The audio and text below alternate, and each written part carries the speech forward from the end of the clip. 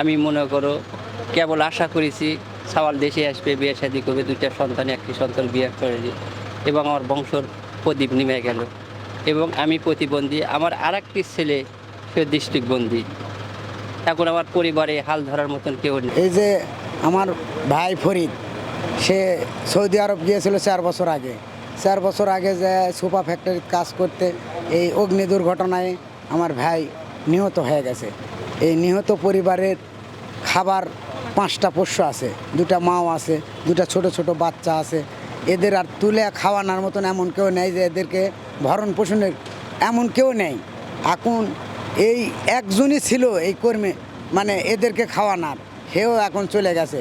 এখন এই পরিবারগুলা এখন সরকার মহোদয়ের কাছে আমি জানাতে চাই যে এই পরিবারগুলোকে একটু সহযোগিতা করলে এই পরিবারটা না যেন সুস্থভাবে জায়গায় উঠতে পারে। এই সোলপোলগুলো যেন ইতিম দুটা ছেলের দিকে একটু নজর দিলে সরকার মহোদয় আমরা খুব পাইতাম। যিনি মারা গেছেন উনি সৌদি আরবে সোফা কারখানায় কর্মরত ছিলেন।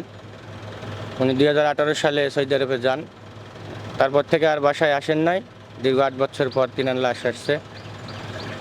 তে আমার চাচার পরিবারে ধরেন অর্থ উপার্জন প্লাস কর্ম করার মতন কোনো লোক নাই। তার একটা ছেলে, 3টা মেয়ে, ছেলের বয়স কেবল 6 বছর। তো এই পরিবারটা ধরেন খুবই ক্ষতিগ্রস্ত।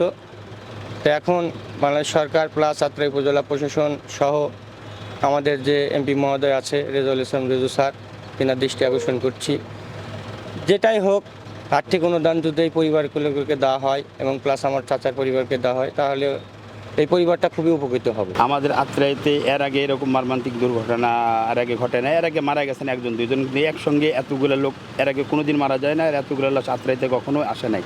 আর এই কারণে পুরো আত্রাইবাসী মর্মাহত, আমরাও মর্মাহত। আমরাও তাদের জন্য কোরআন খতম করে দোয়ার ইন্তজাম করেছি। আর আমরাও এতগুলো পরিবার নিঃস্ব হয়ে গেছে, ওই জন্য আমরা বড় মর্মাহত। এবং ওই জন্য আমরা আশা রাখবো এতগুলো পরিবার নিঃস্ব হয়ে গেছে, সরকারের পক্ষ থেকে যেন এদেরকে যথেষ্ট অনুদান দেওয়া হয়। যেহেতু তারা রেমিটেন্স পাঠাতেন বিদেশ থেকে, এর দ্বারা দেশ উন্নয়ন হয়েছে, এলাকার উন্নয়ন হয়েছে, এটা দেশের উন্নয়ন। ওই জন্য এতগুলো লোক নিঃস্ব হয়ে গেছে, এই পরিবারগুলো যেন সরকার ক্ষতিপূরণ দেয়, এই জন্য আমরা জোর দাবি জানাবো এবং আশাও রাখবো। এবং স্থানীয় জনপ্রতিনিধি আছে, তারাও যেন তাদের খোঁজখবর নেয়, এলাকাবাসী যারা আছে তাদের জন্য খোঁজখবর নেয়, এটা আমি ইনশাল্লাহ আশা করব।